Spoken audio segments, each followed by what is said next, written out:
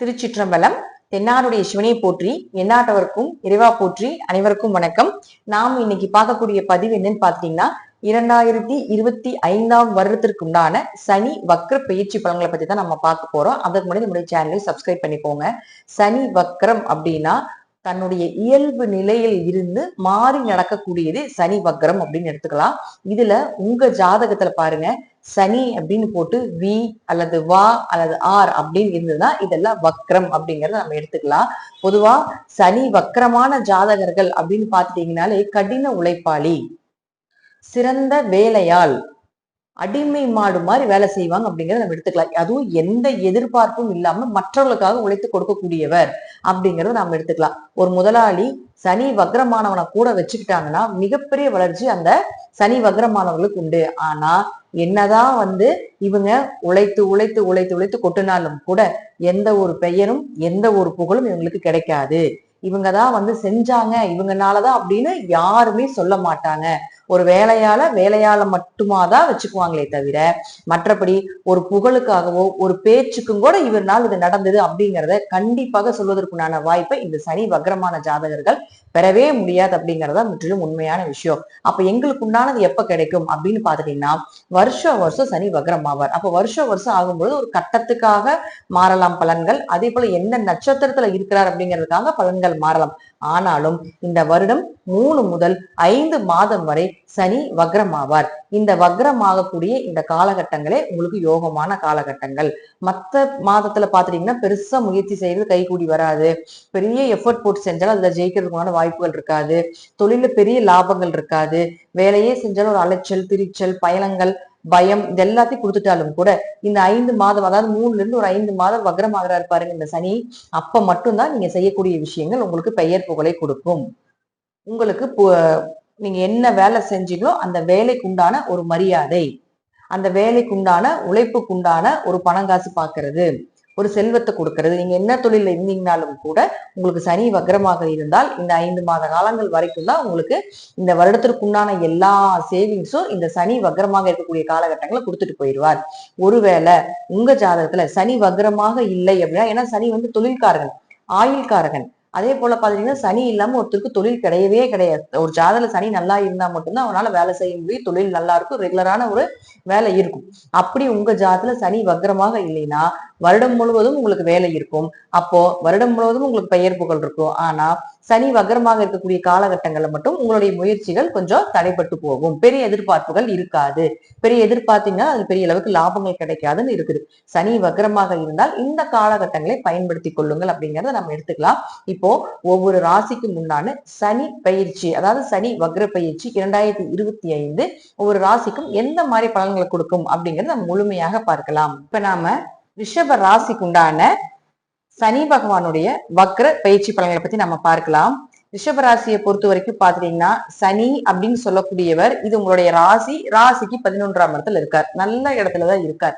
11ல் சனி இருக்கக்கூடிய காலகட்டங்கள் ஆசைகள் நிறைவேறும், லாபங்கள் அதிகரிக்கும், இருக்கின்ற இடத்திலிருந்து ஒரு நல்ல பதவி உயர்வு, பண வரவு, ஒரு போஸ்டிங் கிடைச்சு போறது இப்படிங்கிற எல்லா விஷயத்திலையும் சனி பகவான் ஆகட்டும், ராகு கேதுக்கள் ஆகட்டும், குரு பகவான் ஆகட்டும் எல்லாமே உங்களுக்கு அள்ளி கொடுக்கக்கூடிய ஒரு சூழ்நிலை தான் இருக்கிறார். ஏங்க மேடம் எங்களுக்கெல்லாம் நல்லாவே இல்லை, கோச்சாரப்படி பார்த்தா நல்லா இருக்குன்னு சொல்றாங்க, ஆனா எதுவுமே நல்லா இல்லை அப்படின்னு யாரெல்லாம் சொல்லிட்டு இருக்கீங்களோ அவங்களுக்கு எல்லாமே பாருங்க உங்க ஜாதகத்துல ஒன்னா சனி வக்ரமாக இருக்கும், அல்லது சனி பகவான் அப்படின்னு சொல்லக்கூடிய நல்ல நிலையில் இல்லாம இருப்பார். நீசத்திலேயோ அஸ்தங்கத்திலேயோ ஏதாவது ஒரு பாவ கிரகங்களுடைய சேர்க்கையில இருந்தால் மட்டும்தான் இந்த மாதிரி ஒரு நெகட்டிவான ஒரு அமைப்பும் ஒரு நெகட்டிவான விஷயங்கள் நடந்துகிட்டு இருக்கும் அப்படிங்கிறத நம்ம எடுத்துக்கலாம். அப்படி இருக்கக்கூடிய ரிஷபராசிக்கு, ஏன்னா ரிஷபராசிக்கு பாத்தீங்கன்னா ஒரு நான் மாத பலன்களை கூட சொல்லிட்டு இருக்கேன். 70% ரிஷபம் துளிர்த்து விட்டது. அவங்கவுங்க வேலையை அவங்கவுங்க பார்த்துட்டு இருக்காங்க. ஹார்ட் ஒர்க் போயிட்டு இருக்குது. அவங்களுக்கு நல்ல லாபங்களும் ஒரு பதவி உயர்வும் தசாபுத்தி ரீதியாக நல்லா நடந்துகிட்டு இருக்கு அப்படிங்கிறத நம்ம எடுத்துக்கலாம். ஒரு சிலர்களுக்கு மட்டுமே ஒரு 30ல இருந்து 40% மட்டுமே பாத்துட்டீங்கன்னா நல்லா இல்லைன்னு சொல்லிட்டு இருக்காங்க. அந்த நல்லா இல்லாதவங்களுக்கு எல்லாமே பாத்தீங்கன்னா ஒன்னா சனி வக்ரமாக இருக்கும் அப்படிங்கறதா என்னுடைய முற்றிலும் உண்மையான ஒரு கணிப்பு. அப்போ இந்த சனி உங்க ஜாதத்துல பாருங்க வா வி ஆர் அப்படின்னு சொல்லக்கூடிய ஏதாவது ஒரு இடத்துல இந்த மாதிரி இருந்து விட்டால் கண்டிப்பாக உங்களுக்கு இந்த சனி வக்ர பயிற்சி ஒரு ஜாக்பாட் பயிற்சியே. அப்போ ஜூலை மாதம் 13ஆம் தேதியிலிருந்து நவம்பர் மாதம் 28ஆம் தேதி வரைக்கும் சனி பகவானுடைய வக்ர காலகட்டங்கள்ல மீண்டும் சனி உங்களுக்கு இயங்குவார். ஏன்னா இப்ப இயங்காம இருந்தாலும் கூட மீண்டும் உங்களுக்கு இயங்கி இந்த 3 முதல் 5 மாத காலகட்டங்கள் வரைக்கும் லாபத்தை அள்ளி கொடுக்க போகிறார். அதே போல ஆசையை நிறைவேற்ற போகிறார். ஒரு புதிய முயற்சி, ஒரு புதிய பணவரவு, ஒரு நல்ல லாபங்கள், இருக்கின்ற இடத்திலிருந்து இன்னொரு இடமாற்றம், வேலை மாற்றம், டிரான்ஸ்பர் ஆகக்கூடியது, ப்ரமோஷன் கிடைக்கிறது.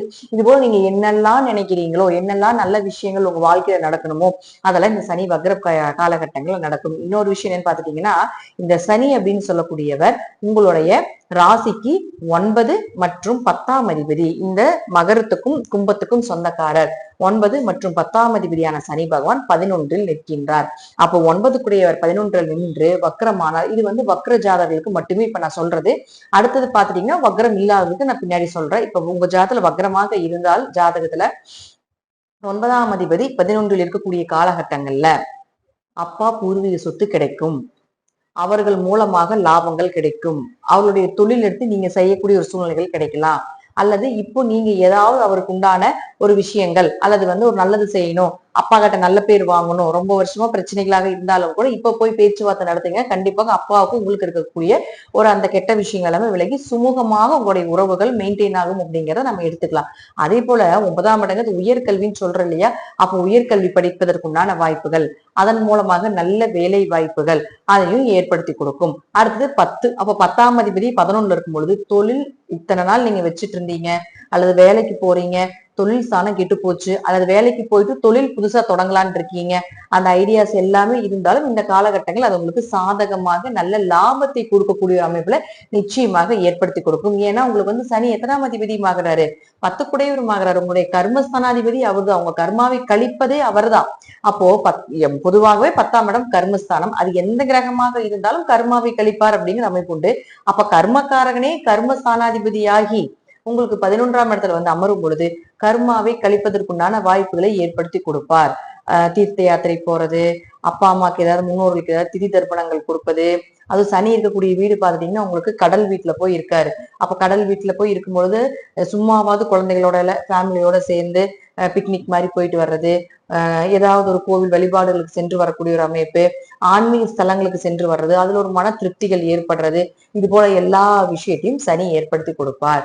அப்போ 9ஆம் அதிபதியும் 10ஆம் அதிபதியுமான சனி பகவான் 11ல் இருக்கும் பொழுது லாபங்கள் இத்தனை நாள் உங்களுக்கு வராம இருந்தாலும் கூட எப்பவுமே வருஷம் 3 மாசத்துல இருந்து 5 மாசம் வக்ரமாகும். அந்த வக்ரமாகிற காலத்தை நீங்க பிடிச்சு கொள்ளுங்க.